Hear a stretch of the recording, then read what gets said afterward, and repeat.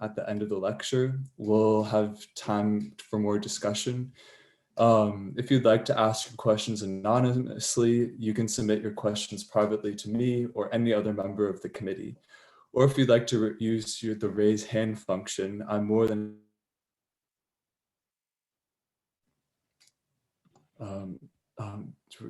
calling you to ask your question, at which point you can turn on your microphone and or video and personally ask Dagur your questions. A little bit about Dagur before we begin. Dagur Eggertsson is a founding partner of Rintala Eggertsson Architects, a Norway-based architecture firm which focuses its activities on furniture design, public art, architecture, and urban planning. Their work has been described as narrative and conceptual. Resulting work is a layered interpretation of the physical, mental, and poetic resources of the site. Since its establishment in 2007, Rintala Eggertsson Architects has developed projects globally. Their work has been exhibited at the MAXXI Museum in Rome, the Victoria and Albert Museum in London, the Venice Biennale, and the National Art Museum of China, among others. The company has received prestigious awards such as the Global Award for Sustainable Architecture, won 21 for 21 Award, Architizer A+ Award, Travel and Leisure Award, and the International Architects Award. Their projects and texts have been published in architecture magazines such as A&U, Blueprint, Architectural Review, Detail, Topos, Domos, Wallpaper, Arquitectura Viva, as well as the New York Times and Wall Street Journal. Eggertsson has taught architecture at the Aalto School of Architecture and the Royal Institute of Architecture in Stockholm, and held visiting professorships at Cornell University, the Icelandic Academy of the Arts, University of Ljubljana, and the Fay Jones School of Architecture and Design in Arkansas. Dagur's work Virginia Tech has deactivated the previous alert. Dagur's work has been brought into our frame of reference by Nick Coates, who has graduated from the Bachelor of Architecture program in 2005. He received the prestigious SOM Prize and acquired a Master's of Architecture from the Aalto School of Architecture and Design, after which he began working for Rintala Eggertsson Architects. Everyone, please give a warm welcome to Dagur. Thank you. And thank you for inviting me to the series.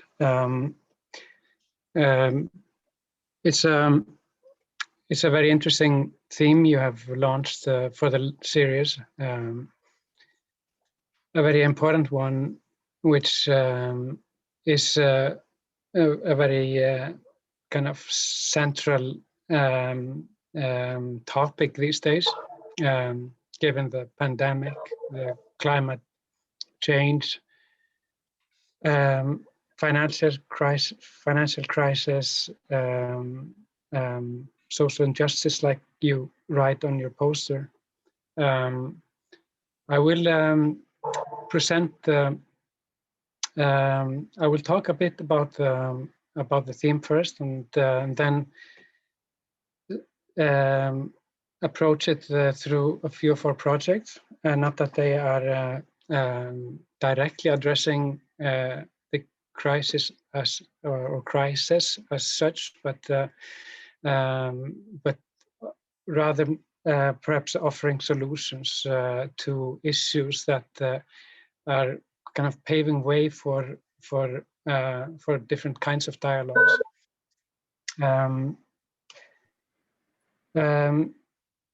I started this. I will start the series with a slide that takes you back to where the country where I was born and raised, Iceland.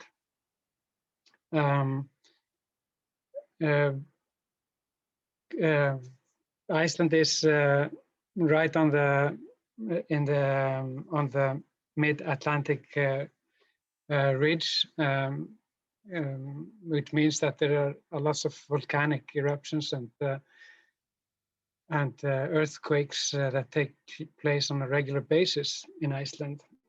Not that it creates anxiety and fear in Iceland, but maybe rather the contrary, that you grow kind of accustomed to the situation and start kind of dealing with it in a different way. But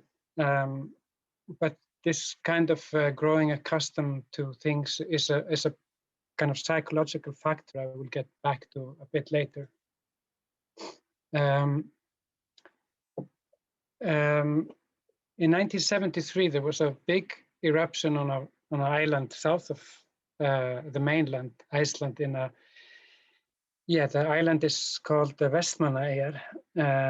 It was a very serious incident because the eruption took place right next to the local village, and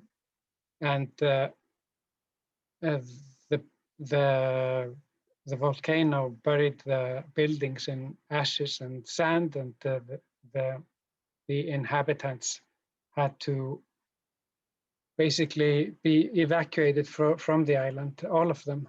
Not a single person was left behind. There was a big rescue operation organized by the Red Cross, and my father was one of the figures who were organizing the whole thing. So I'm from a very early age, I remember that situation very well. And it's probably the first time I ever thought about kind of the possibility of being kind of uprooted and having to kind of leave my home and my friends, and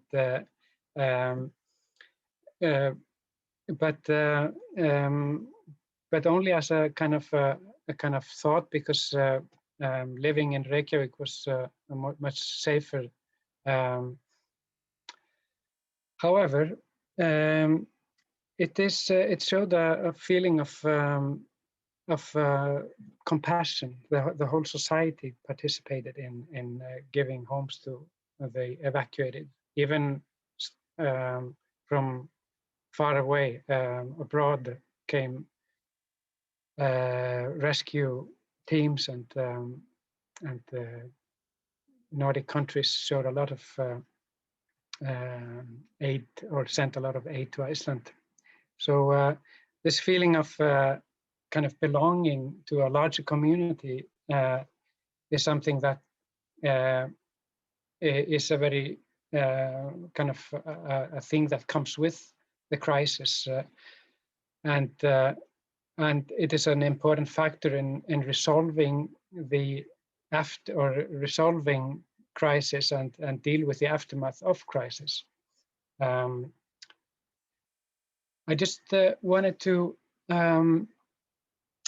kind of jump over to that the psychological effect of crisis, because I think that is in many ways a key to how we can deal with crisis as architects.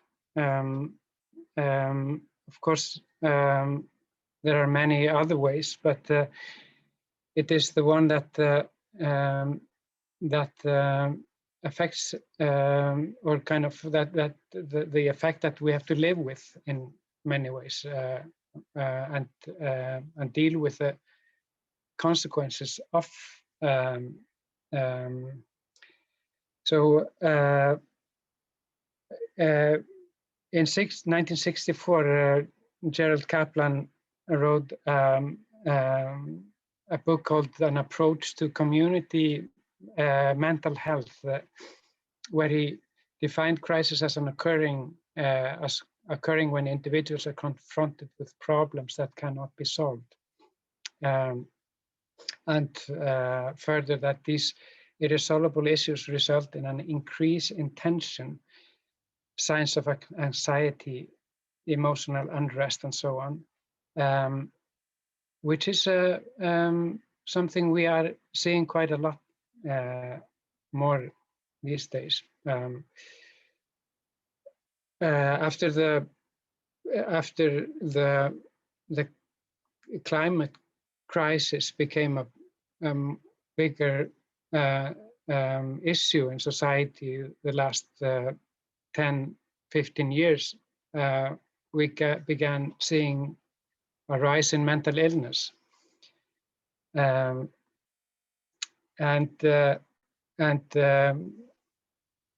by definition, it is by many psychologists defined as a mass trauma, which says a lot because it is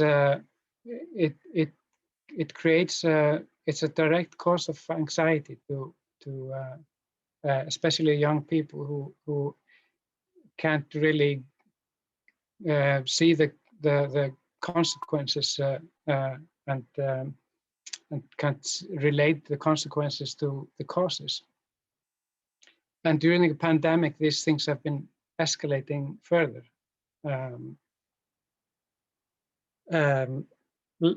Isolation, lack of physical contact, and social media addiction are some factors, and they are causing depression, anxiety, anorexia are some of the things we're seeing these days. There was a recent research paper coming out here in Norway showing a 30% rise in depression in Norwegian society, and there are factors indicating that this is a phenomenon, or the same thing is going on all around the world. So it's something we need to deal with in many ways, perhaps also in architecture. There are, of course, different ways to address it in architecture. I'm maybe not that interested in the kind of how to deal with the kind of physical different physical requirements. Of course, there's need for maybe in the future to have more space for home offices and sanitation space near the entrance, and so on. Those are fairly obvious things, but another question is also, will that cause any change to urbanization? I think that's a more interesting question, because we saw in the early 20th century a change in kind of health issues coming into architecture with functionalism, more daylight, more better space for better physical and mental well-being of people. And then in the 70s, during the when we saw a rise in awareness of environmental issues, there was a turn in urbanization, and people started moving out of cities. I'm quite curious how that will be in a year or two from now. Will we start seeing something like that?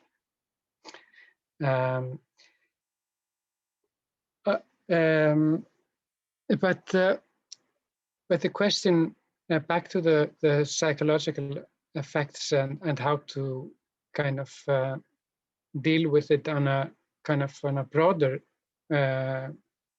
sense. We need to kind of go back to the question of how can we kind of act? How can we deal with things on an individual level? Because there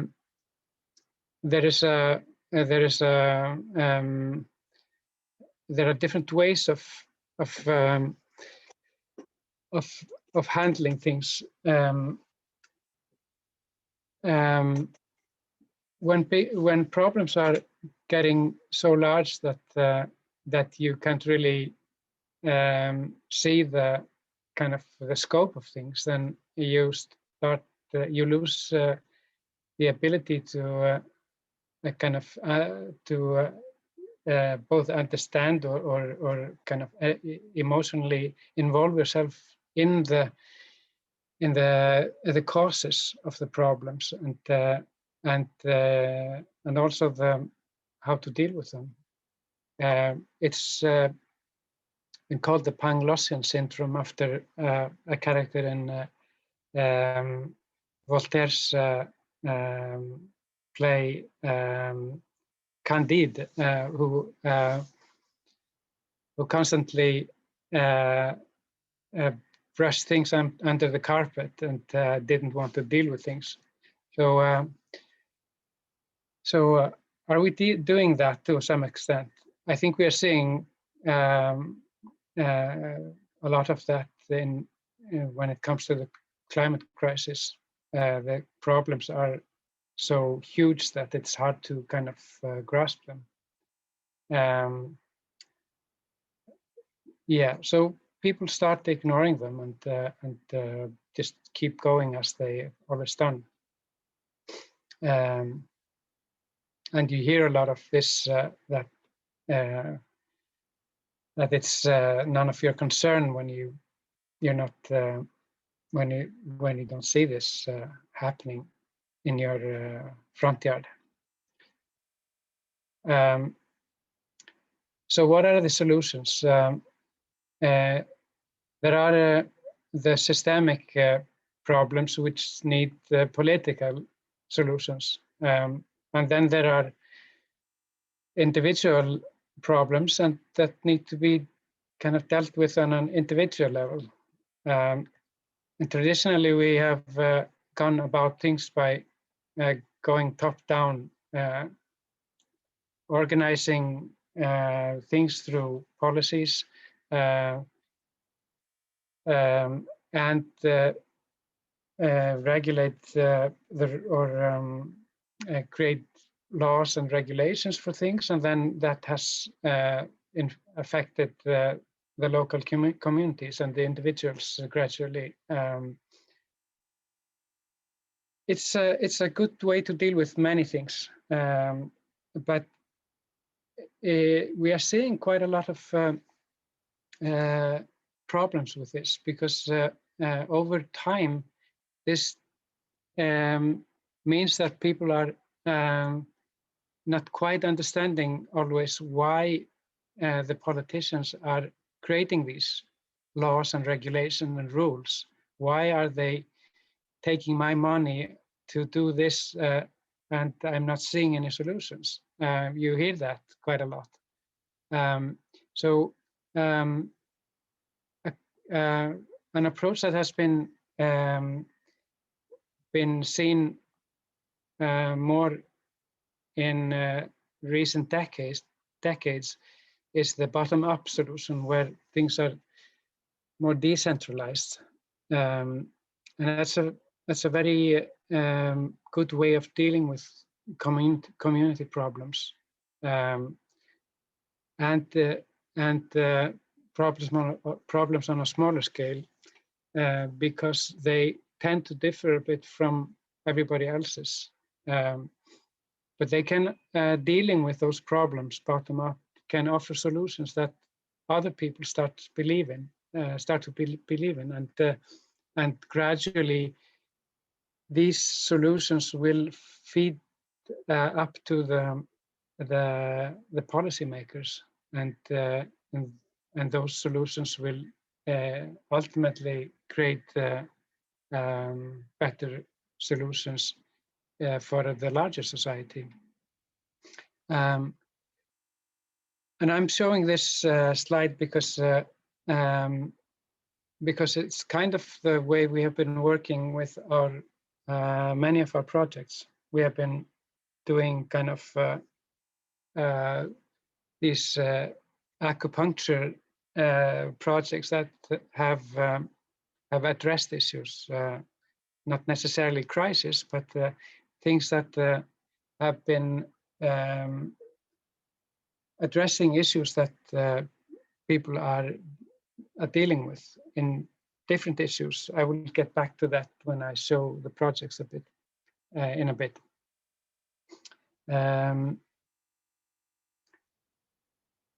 We are also seeing how empowerment through hands-on approach has been creating a sense of belief in systematic changes.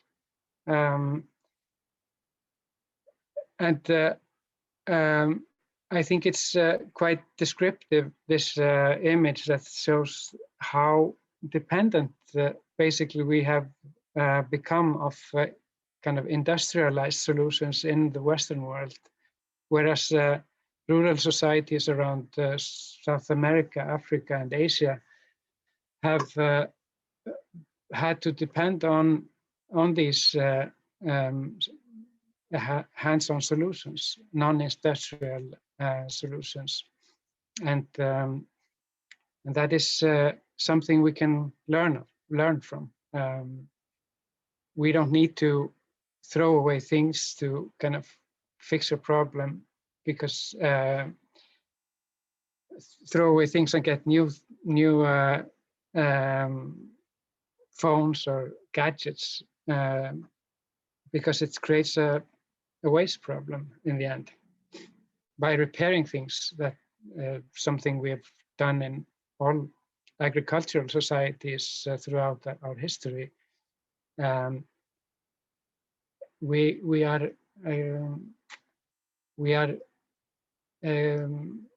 creating a bigger continuity, and it creates a smaller impact on the environment in the long run. The workshops we've been doing are quite different, and we have carried them out in many places around the world. But one thing is common: we always involve local people and stakeholders in discussions prior to the workshops. We try to invite clients, stakeholders, students to the workshops to participate. Sometimes they feel good having students, architecture students, often as visitors and they become the hosts of the workshops, and it creates a very kind of friendly atmosphere of co-creating things, eating together, making things together, talking about the context together, and that is kind of breaking the tradition a bit, where the architect used to be on top of the ivory tower and just sending drawings and solutions to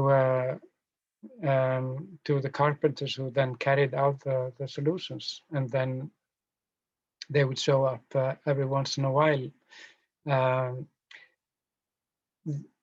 We see a lot of positive response to this approach, especially because there has always been a tension, or at least for a while, between people in rural areas and academics, such as architects. When you show up and talk directly with people, it's another story, because you can engage in a dialogue more directly, and then you can create things together. The projects I will show you are there are some 6-7 projects. Some of them are in Norway. Many of them are related to tourism, because tourism is a big issue in many rural areas. A lot of tourism is quite unregulated, and there are issues that have come with tourism over the years, which are not so pleasant for local people. So we have entered into some of these situations and created opportunities or helped people to create opportunities through our communication with people. The first project is called the Refugium. It's the one you have on your poster for the lecture. It is in north of Norway, some 300 kilometers north of the Arctic Circle, in a small community, in a small archipelago outside of the Norwegian coast, south of a town called Bodø. And this is south of a peninsula called Lofoten, which some of you may have heard of.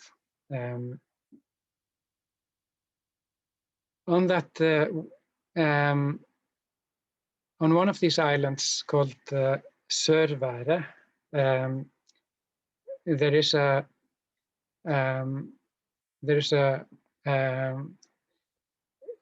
first of all, there's a very sparse settlement on the island. A friend of ours decided to buy a property there. He comes from this island and wanted to move back there. He is a musician and wanted to basically show the rest of the world how amazing this place is, and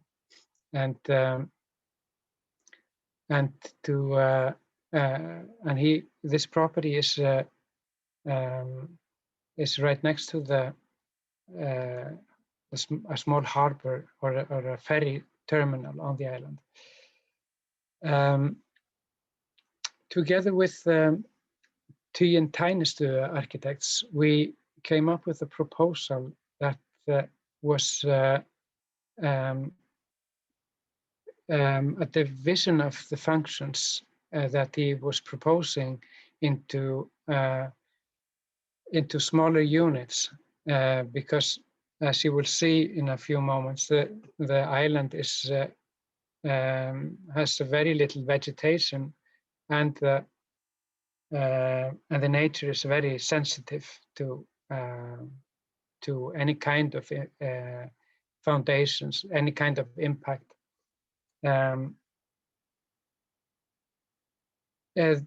By the harbor, we created a sauna.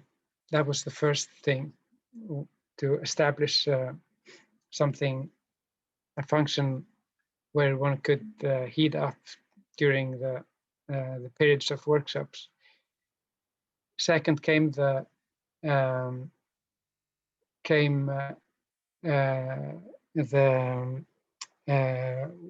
one of the storage places, and then a series of individual cabins that were taken down to the utmost minimum in terms of square meters. And then came the main space, which was overlooking the ocean in occupying more flat and central part of the plot. And finally, a small bedroom space on top of a pole. The reason we put one of the sleeping units on top of a pole is a gesture towards the indigenous community which inhabited the island basically thousands of years ago. The Sami people have been in the area for a very, very long time, and their way of storing things in granaries are done with a hat on top of a pole. So this was for us an important gesture towards the Sami community, which used to inhabit the island. And here you see a picture taken from the shore. And you see how sensitive this environment is.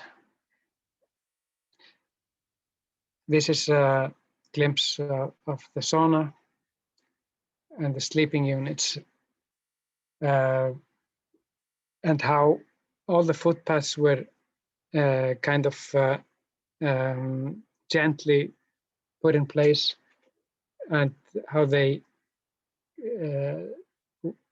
kind of swept around the sleeping units and up to the top one. As I said, the sleeping units were taken down to the utmost minimum, and you see how that not only helps to keep the heat, it also keeps or gives a much better connection with the nature on the outside, because you're literally pushed against the view. We had a carpenter working on a regular basis with us from Australia, and carpenter and an architect. He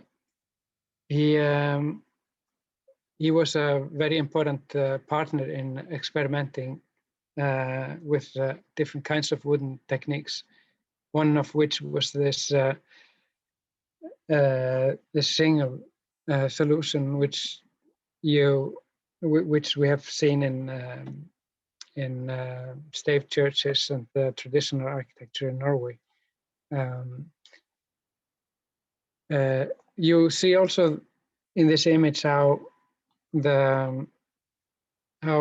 we are gently touching the ground. There are metal pillars that are going into the ground, and they are tilted in order to withstand the forces of the wind. So everything is reversible. In 50 years, if somebody decides this shouldn't be there, you will never see any signs of this, only a few holes of drilling holes that were fastening the steel structure to the ground. So that was a very important part of the project for us to make it so gentle that you could remove it without any sign. And here the client and one of the architects,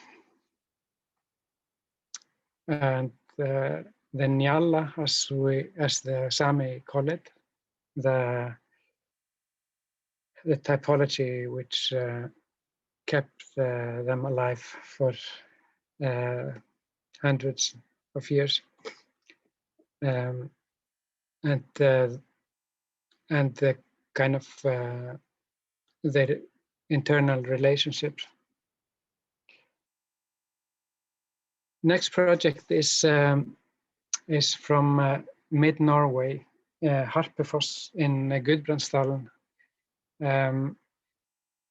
it's a project that we have been developing actually quite many years together with a curator who lives in the Harperfoss area. He is an artist and a curator. He started an art institute, small-scale art institute with his wife, and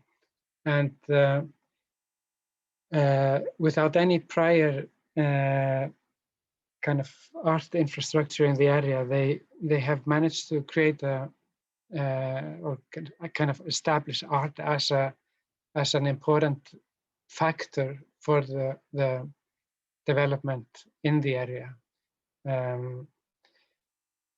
They bought a derelict old hotel building in wood and turned a few of the rooms into artist residencies, and now there are on a regular basis artists coming to both do artwork there, to exhibit there, and teach the local children art.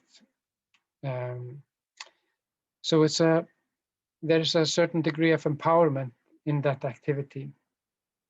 What they wanted to do was to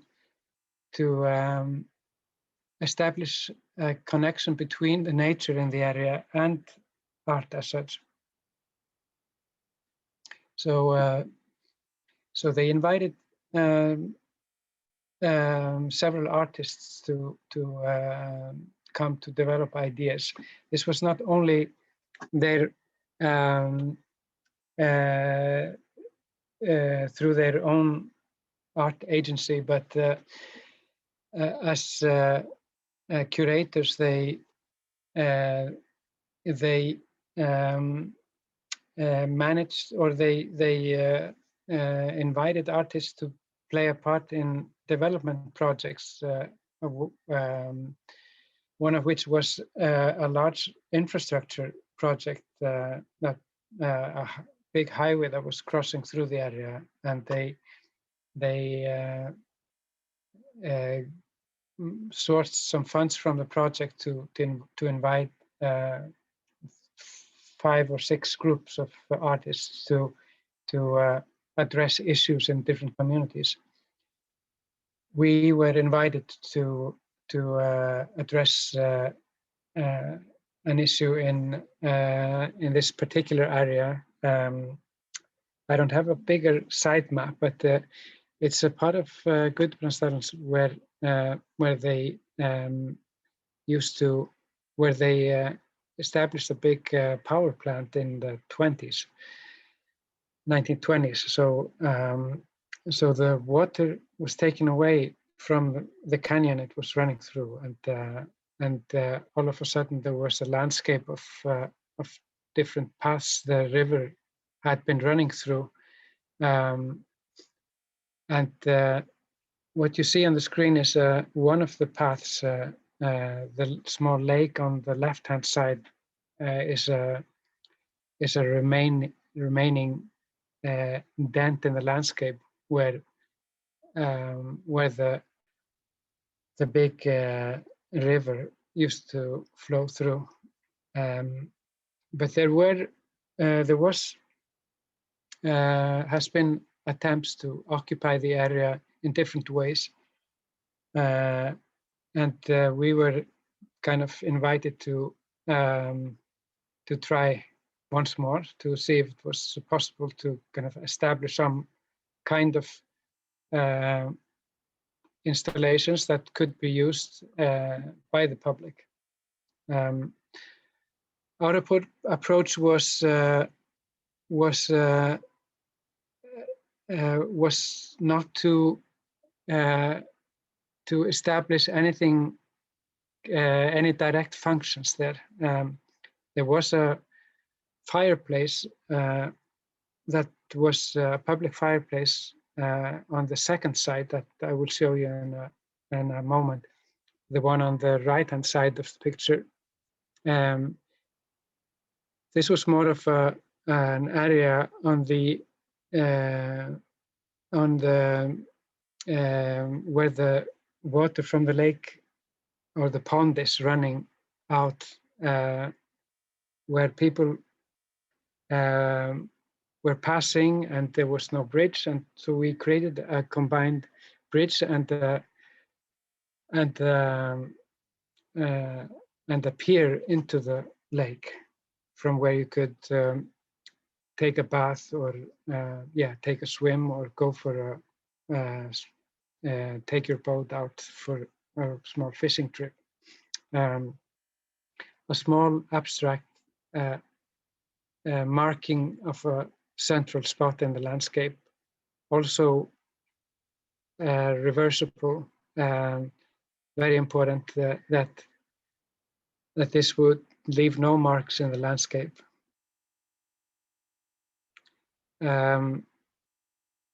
This was prefabricated on land before it was put in place in sections, and with all done with local wood materials. So this these floorboards were coming from just a few hundred meters away from a sawmill, a local sawmill. This is the fireplace, which was already established. We collected the stone materials that were in the area or on the side, put up a small circle and to protect the fire a bit better against the wind, and then we raised the octagon, the same shape as in the other installation above, and created a framework for both having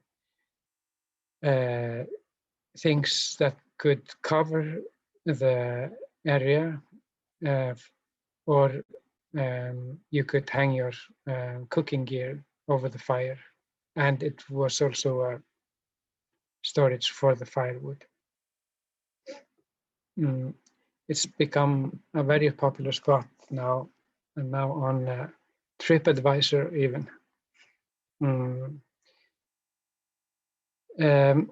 2013, I was invited to Iceland to do a project with the students at the Icelandic Academy of the Arts. It was in connection with work that a group called Vatnavinir, Friends of Water, had been doing several years and received prestigious prizes for, where they were mapping all the waterways in Iceland. Also a way to a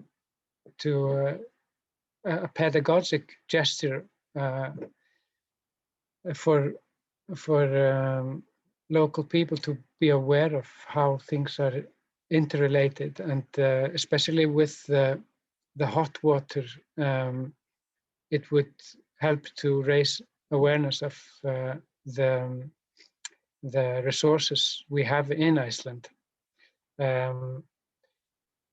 So in order to kind of create the activities or test things out a bit, we went to a place in Bjarnarfjörður, in this area,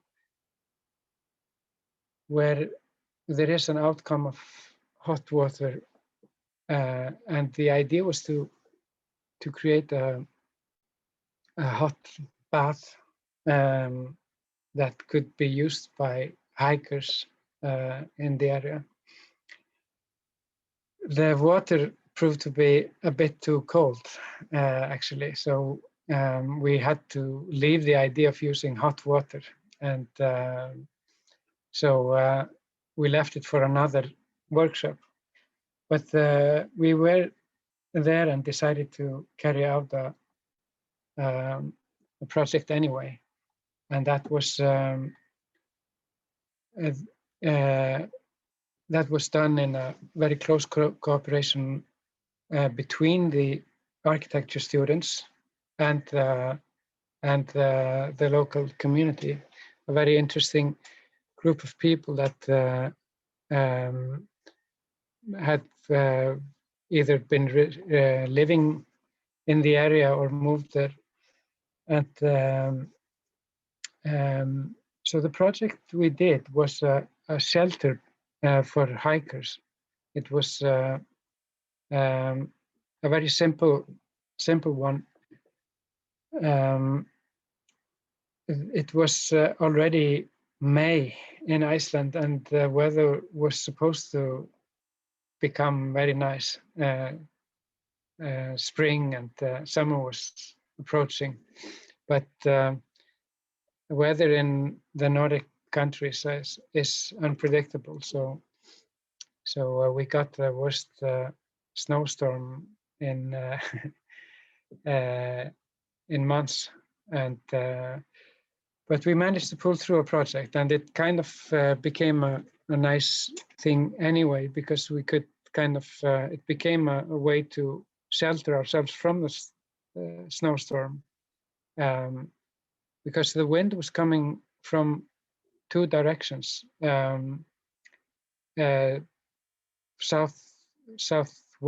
east and northwest, and that's also where the kind of the view was coming from. So we did a twofold installation consisting of two rooms. One was facing southwest, southeast, and the other one was facing northwest. And the space in the middle was an entrance, so to speak, and a fireplace. And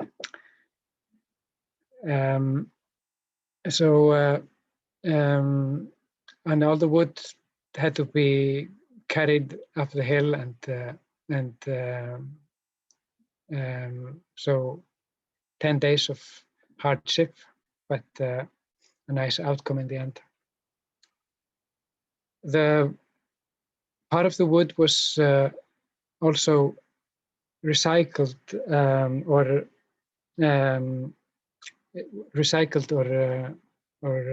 how do you say, milled driftwood.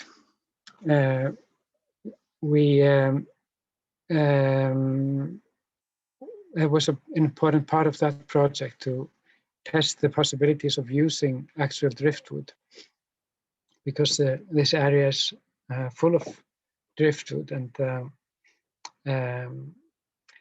we encountered kind of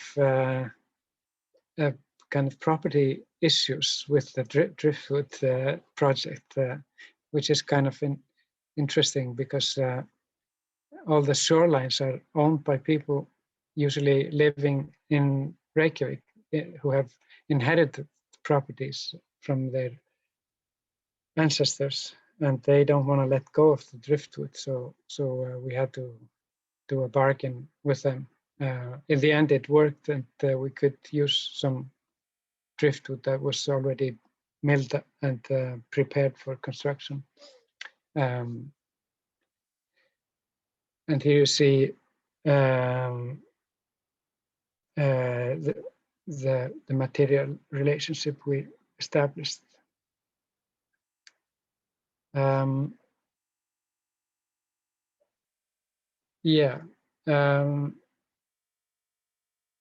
just looking at the clock. Just need to follow your stopwatch. You let me know if I'm running over time. I also brought the Hut to Hut project, a project we did in 2012 in rural India. We were invited by a group of people who wanted to develop the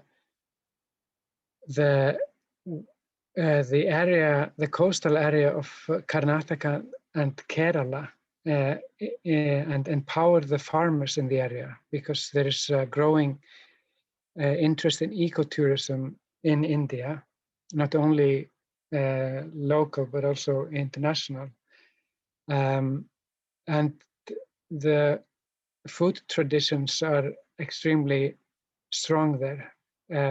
In addition to a lot of wildlife and and sensitive nature. They wanted to develop prototype solutions for the local farmers so that they could have extra living quarters in periods of harvest for extra workers.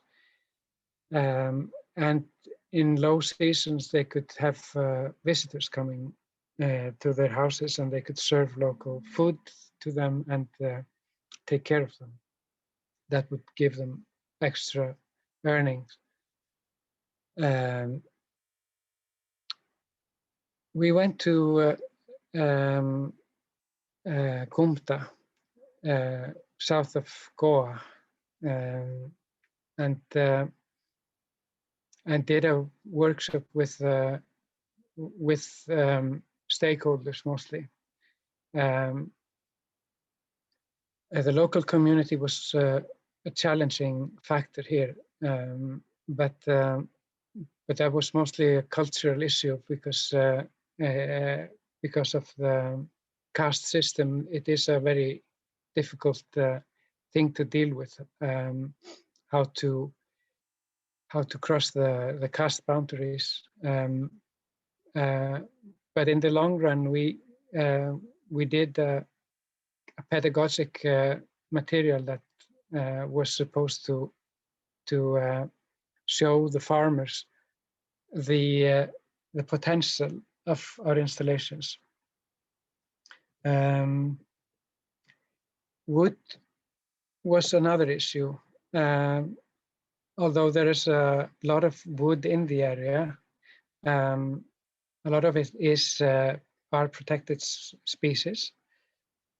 And we ended up with a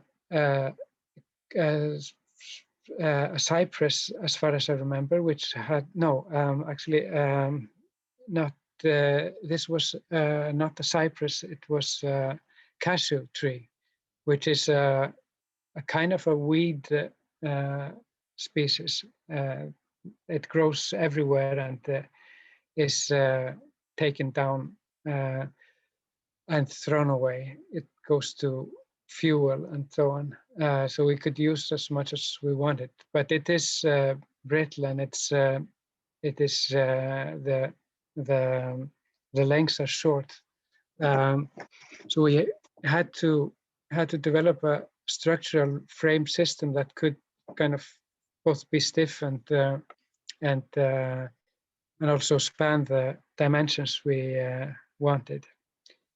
It resulted in a system, a kind of not only a structural system, but also typologies which were intended to be kind of developed further. We did a prototype for that area, which consisted of two buildings. One was a kitchen and toilet building with basically an outdoor kitchen and composting toilet, and the other one was a kind of living bedroom building, living room and a bedroom building. Downstairs were the bedrooms and upstairs were the sleeping rooms. And this is showing how things were organized roughly in the sanitary part of the building. This is showing how the buildings were organized around two courtyards, which is a tradition in Karnataka. The social life in the area and in the wider area takes place in these courtyards. So it was an important factor to recognize that that pattern. The one on the outside, the one on the left, was an outer courtyard, which was mostly for the visitors, where they could stay and have their private kind of relationship with the landscape. So the intention was also to develop a kind of a system, a kind of cladding system. We didn't quite get that far, but we did. The first part of it, which was the mosquito layer, and then, as you see on the right-hand side, at the beginning of a bamboo structure, which was the kind of a beginning of a kind of a pattern that could have covered the whole building. But there were more ideas, and this was going to be developed. Unfortunately, we didn't get the kind of chance to develop it further, but it was an interesting start for us, and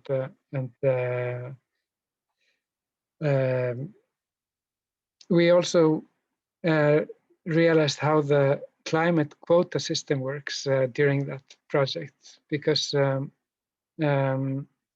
are many people that are making a living out of the climate quotas in this way. So we had our suspicion that it was abandoned because of the developers not seeing any possibilities to earn more climate quota money from this project. So so that's a kind of backside of the project, of some of these projects. We went in 2017 to Charlottesville soon after the riots. It was something we had been planning for a while, but it so happened to be right after the riots. And we decided to change the topic of our teaching and the topic of our workshop, and we introduced together with our co-teacher Seth McDowell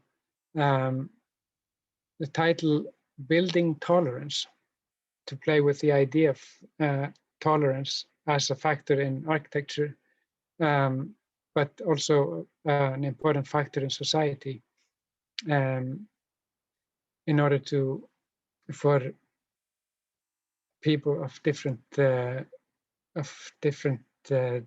kind of people to work together. It was also about reclaiming material. The students went ahead before we came there and milled down material for the construction. It was coming from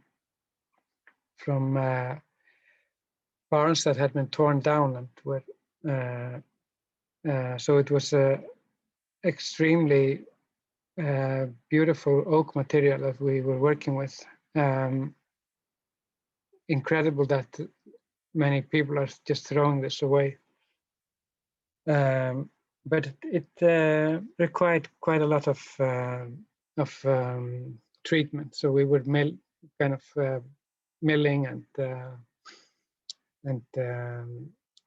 planing things down in order to get to the dimensions and towards the tolerance we needed.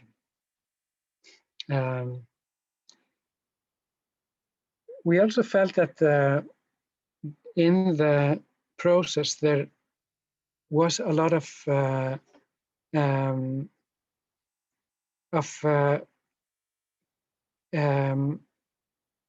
things to address, which had to do with the theme, tolerance itself, because people were very much in shock after the riots. So half of the workshop went into talking about things and agreeing on things and talking again, figuring out things together. And so it became a very interesting session for us, all of us. And it showed me how important it is to anchor projects properly, to really find a common understanding for what we're doing. Not that we need to surrender our design to other people, but that we are willing to share the ideas, risking that they may be kind of ridiculed or taken out of context. But you are in charge, so you need to be the one who makes the decisions and ultimately pulls things back together again.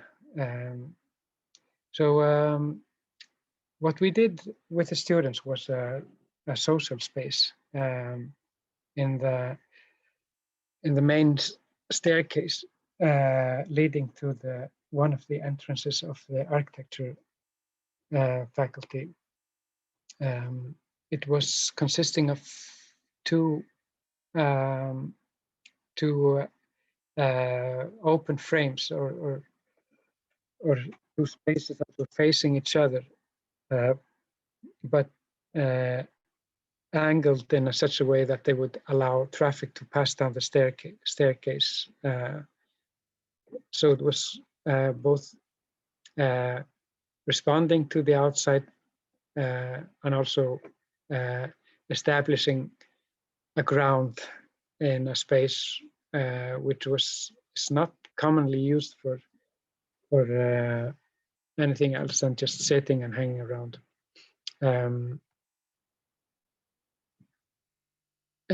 The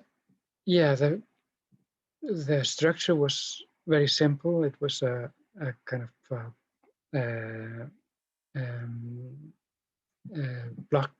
blocks that were built up with horizontal 2 by 5 or 6, I think, as horizontal dividers, and inside they were framing the staircase where people were always sitting, but also creating a new staircase on the opposite side, so it could be a kind of a discussion place. But it was also offering shelter to the outside, and also glimpses to the outside.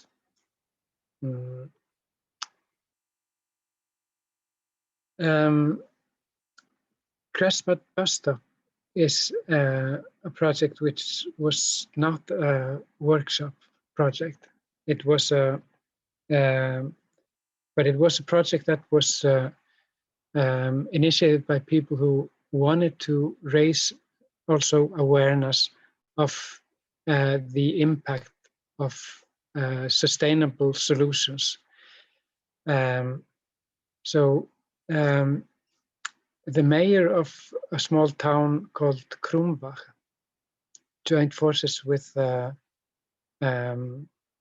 curator, the head curator of the Architecture Museum in Vienna, to select architects who would come as visitors to the area and make solutions for bus stops.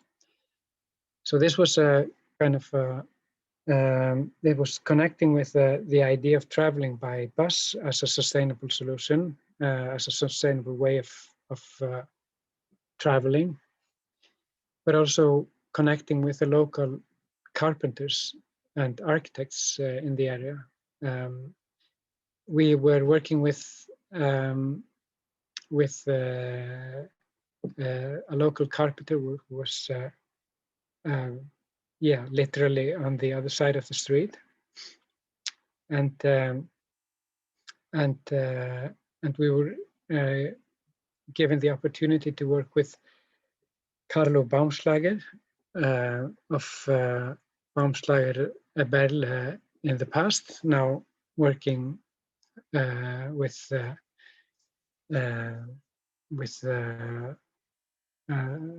now parted from Baumschlager Berle and now runs an office called Baumschlager Hutter. We were able to select a site next to a tennis ground or a tennis court. The others selected some other sites. There was no real competition for this, but we were there together with the other architects, De Wilderink Tailleux, Alexander Brodsky, and the others came in from other places at other times, but we spent several days there, visited the carpenters, went to see the drying plants for wood, and learned to know the ones who were going to put our structure together.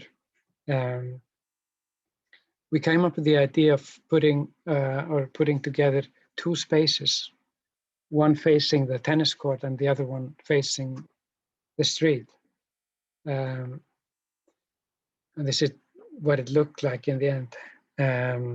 One would be the bus stop, and then the other one would be a viewing platform or a tribune audience for the tennis players.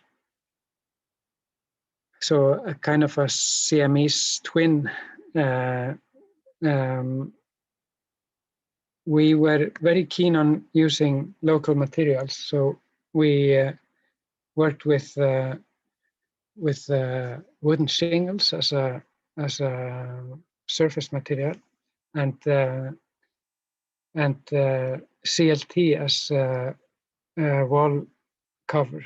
It is a very dry area, so it's possible to use CLT directly on surfaces, even though they are contracting some humidity.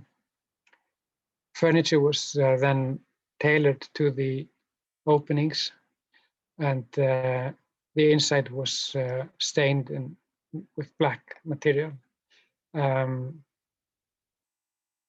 We insisted on this black material because it was important to get a good viewing to the outside and kind of get the crispness of the colors on the outside. That was a bit unusual for the locals, so the materials are always left untreated there. So yeah, I'm getting towards the end now, but we can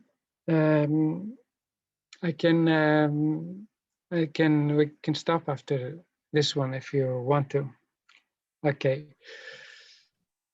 In Praise of Shadows, maybe I'll kind of run quickly through it and then get towards the end. This is a project we did for a literature institute in Switzerland. They wanted to do 3 top huts, but they weren't allowed by regulations in Switzerland. So they did basically their own wooden a forest on the outside of the institute, and we won the competition together with 6 other architects, and we got this possibility to erect one of them. The whole structure is hung by steel rods from that concrete canopy, and it is containing bathrooms, living room, kitchen, and workspace for writers in residency. And here you see drawings from the competition and the final outcome. And here the longitudinal section with a staircase hung from the ceiling. So kind of a reminder of this, how the structural system works in the first place. And the staircase, which is channeling the tubes and the electricity in and out of the structure, bathroom, and living, kitchen area, sleeping room, and living room, and the work area, and the work desk with a view towards the Mont Blanc. But during that photo session, unfortunately, no image of Mont Blanc. And finally, just a few images of a project we've been building ourselves during the autumn in Moss, south of Oslo, a jump tower and a sauna. We received these images on Friday. So happy to show you the first glimpse of our structure, which has not been opened yet. Yeah, actually the diving tower has been opened, but it's a bit too icy to use. So if you are in Norway, you can after Corona you can sign in and are welcome to use the structure. Thank you for your attention.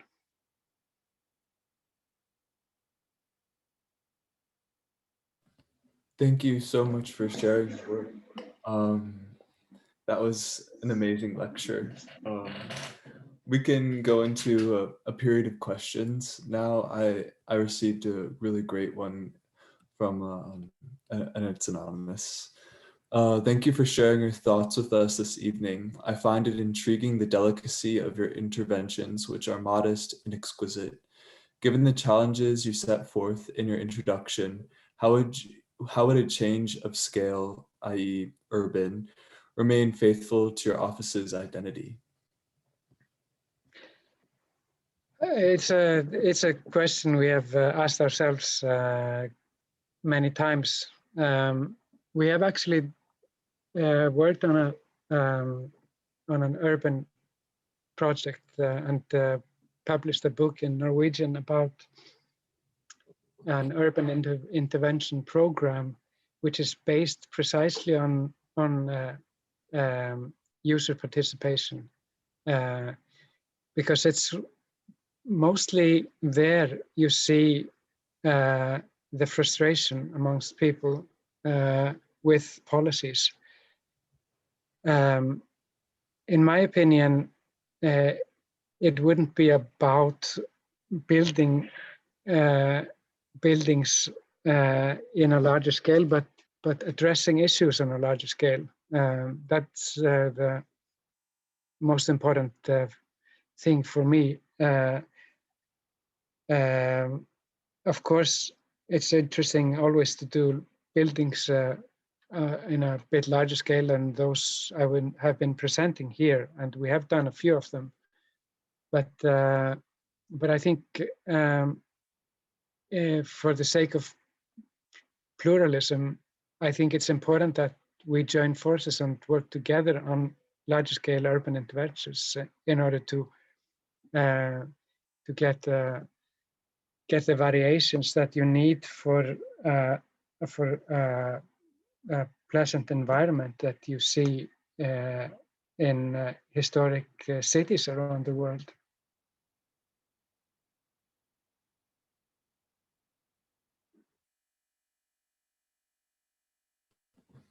There's a question in the chat from Margarita. Can you talk about the role of collaboration in the firm? How do you and Sammy work together? It kind of depends on the project. We are located approximately 1,600 kilometers away from each other, so we use the internet to communicate all the time, and so projects that are in his area, he is kind of dealing with on a regular basis, and the opposite with the projects in our area. But we invite each other and we meet. We invite each other over for workshops and sessions like these. We travel to places outside of Norway together to develop projects with others. And when we are doing larger projects, we are always sparring kind of regular issues, architectonic issues that can be dealt with, or we share whenever we can. But we have a team of people in Oslo that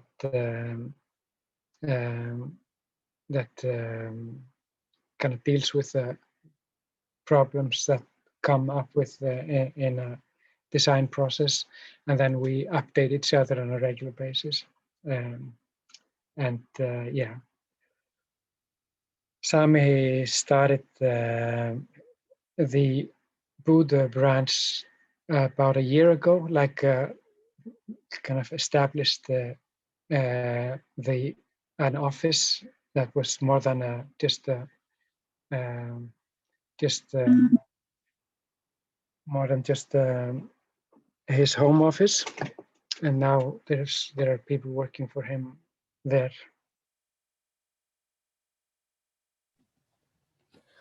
Emma, would you like to ask your question?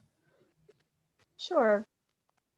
So you've mentioned a dichotomy between rural citizens and urban citizens, and how sometimes designing in an urban environment can sort of lead to like a specialization or a stifling of creative freedom.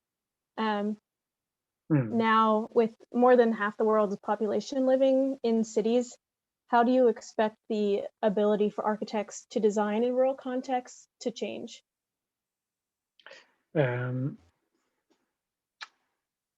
There's no there's no one answer to that question, but I think by experience, we need to go to where the problems are, basically, and deal with them there. That's my kind of best answer. In central areas, we are seeing a lot of kind of let's call it artificial problems, that problems that are not really kind of very kind of pertinent issues. I think a dialogue is also an important in those situations, and we see ourselves being as much pedagogues as as teachers and pedagogues rather than architects, because there's I mean, with the internet and globalization, people are picking up ideas, and sometimes you need to kind of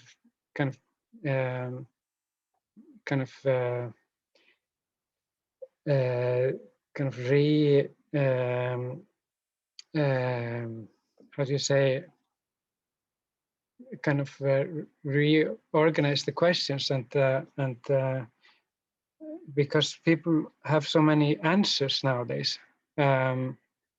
People have found answers on the internet, and you need to kind of restart the machine and kind of start a bit from scratch with people. And I think that's where the kind of humbleness comes towards each other's ideas, that when you are kind of restarting the machine, then you are understanding how things work, what's important, what's less important, and how to incorporate different aspects of life into the structure you're designing with them. But you're always in the kind of driving seat. You have to take the responsibility there to kind of guide the way.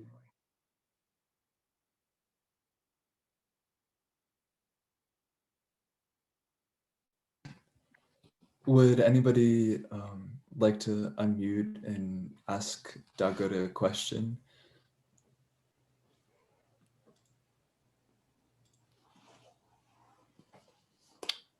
Yeah, Dagur, I have a few questions. Yeah.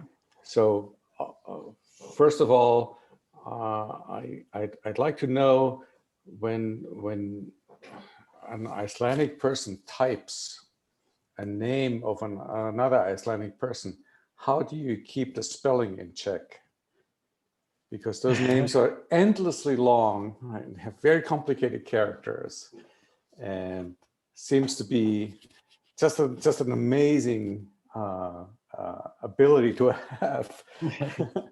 I don't really expect an answer, but it's kind of interesting. I think the other thought that I have, just watching you talk right now, to me it's interesting. I don't think it's your ability in the language in English, but to me, I think there's a cultural difference in terms of the clock, how you think.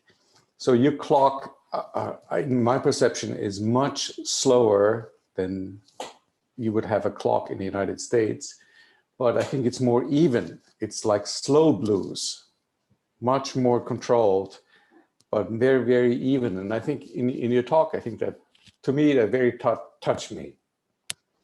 And yeah, I think you're pausing, that you think ahead and you bring this out. I think it's interesting to see that it's possible to do that. And I think in architecture sometimes, at least today, from what I can perceive, is that we are not prepared to do that so much anymore. So we push out very quickly, rather than to really think about it in more deliberate terms. So I thought that was, for me, that was very, very, very touching, and I appreciate that.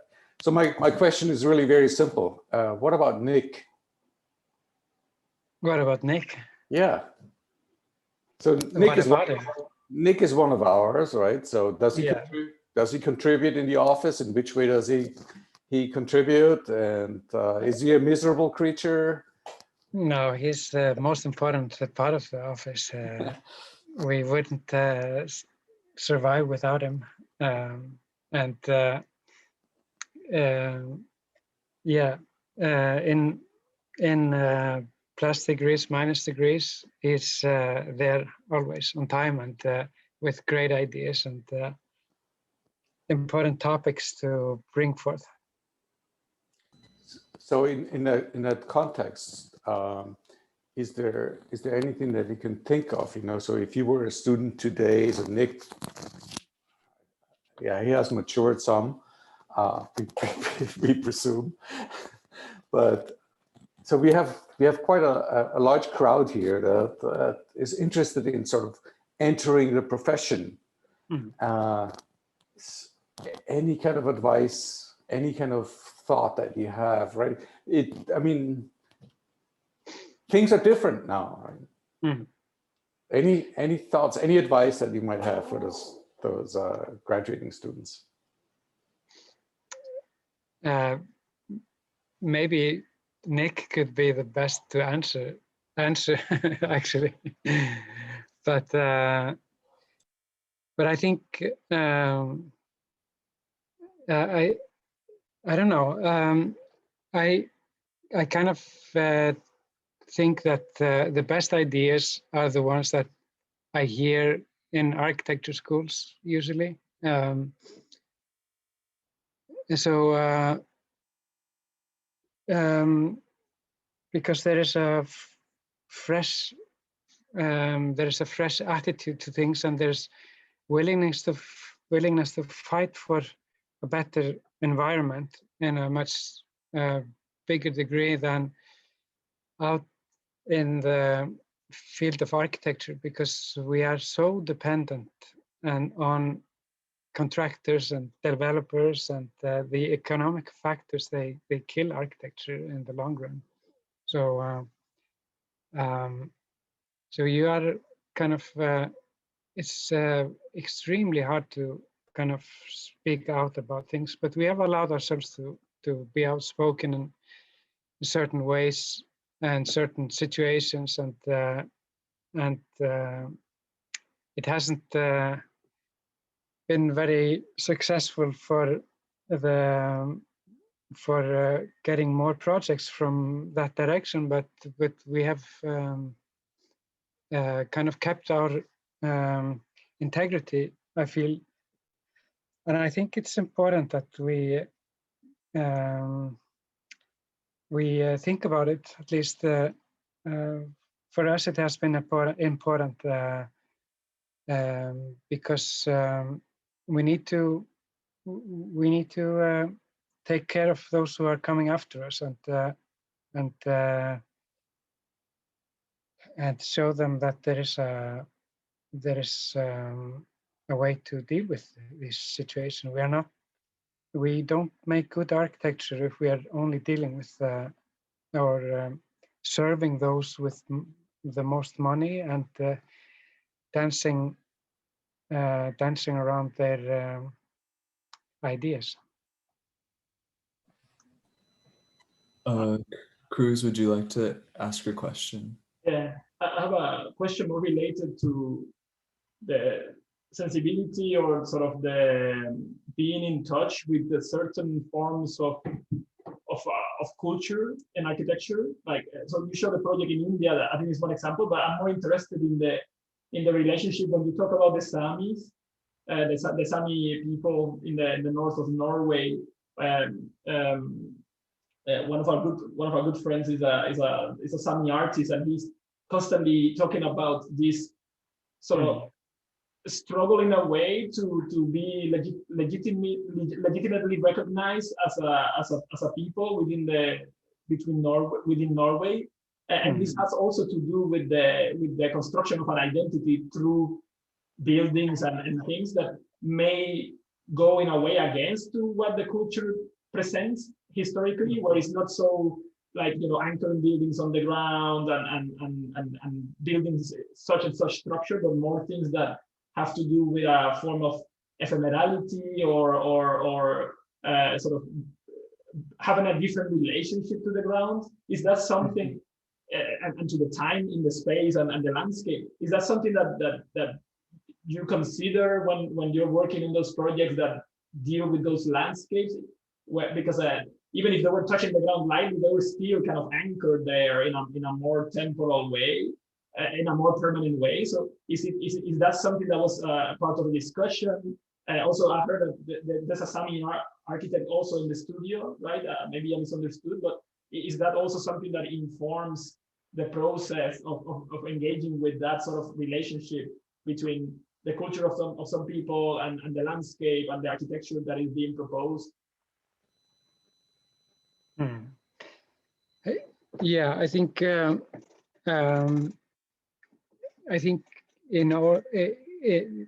can answer it in two different ways. In a way, you can approach it as a kind of a thing that kind of with your cultural cultural background as a starting point, and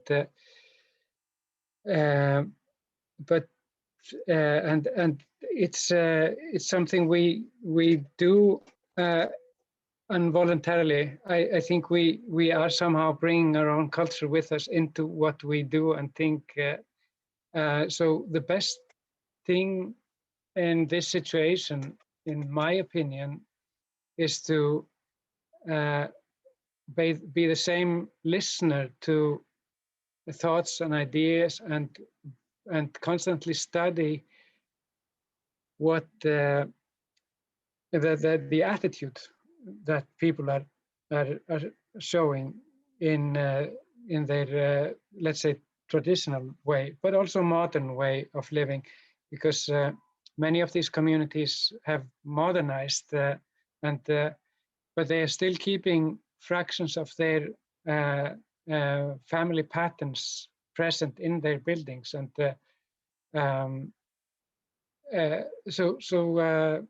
not that we have done so much of work for Sami people directly, but we have worked with Sami people, and we have worked in communities, Sami communities, and it just you just have to be a good listener, in my opinion, that to ideas, and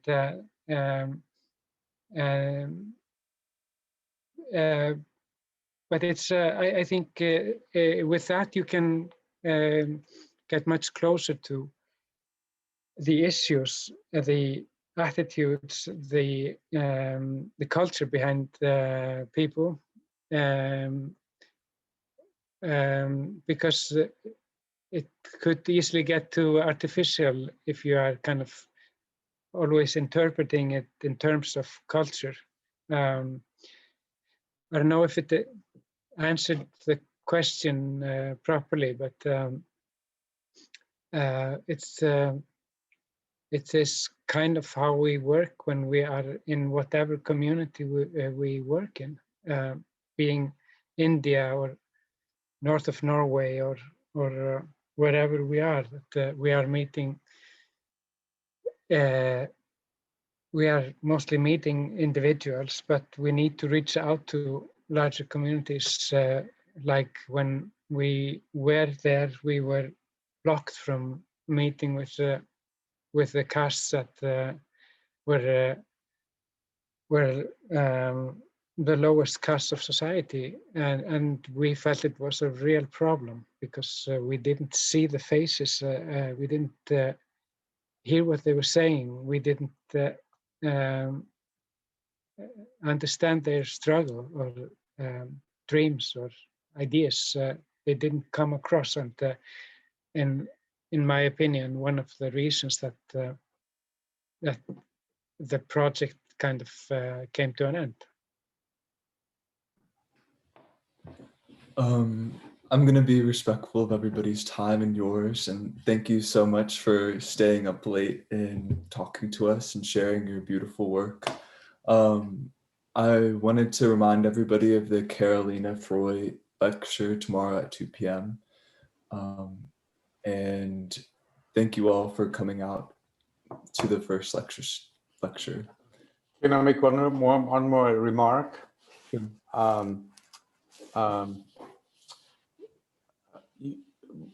We had actually a graduate from Iceland. Yeah, on So- the list of participants. Yes. I see. Do you know her? Not personally, but I know very well who they are, Dennis and Hjördís, and I know their architecture very well.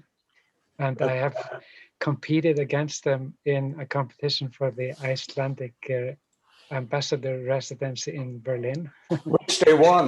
Which they won. That is just fantastic. That's great. Yeah.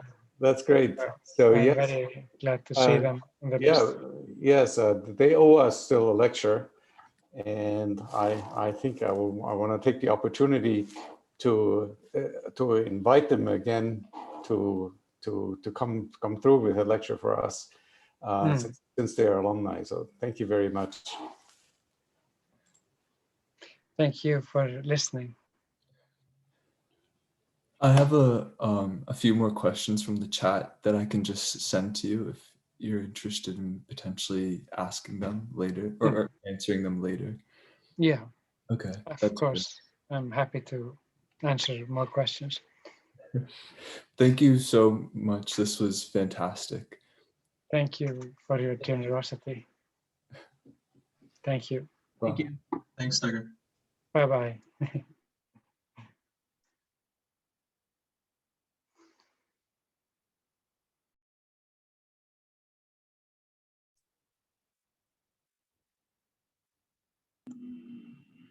Hi, Nick, if you're still there. Nope, you're gone.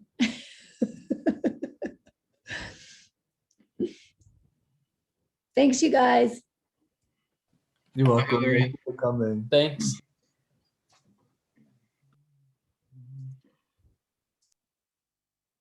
Do we stay on? Thanks, guys. Thank you. Thank you, Marty. You don't have to stay on. It's just kind of nice to sometimes just sit and chat and relish the moment, right? That was great. That was Nice introduction. Was good. I liked the slower pace, as Heiner said. It was just like taking a little vacation. So that was a great way to start us off. yeah. All right. Bye, everybody. Have a good dinner. Bye. Bye. Yeah, I think it was good. Nice job, Gates. Thank you. Good job. Yay. First one. First one done. First one down. Good job, Gates. And then the next one, maybe we can like remind everyone about the next one to come, just Yeah. as like, a first announcement too. Yeah. Sorry, I should have done that. No, that's fine. First one. First one. Yeah. Also, there was really an insane amount of people that came. Well, I mean, some dropped off, but it was like the most was like 240 or something, which was really Yeah, it was wild. And I love that he invited some of his students too, and people that he was connected Yeah, I with. feel like we could encourage a lot of people who are professors to like invite their students too, and say like, feel free to like share this with your students or anybody else that you would want to come. Because then it just makes it seem bigger. Might have some Cornell students if Hannah office decides to invite them.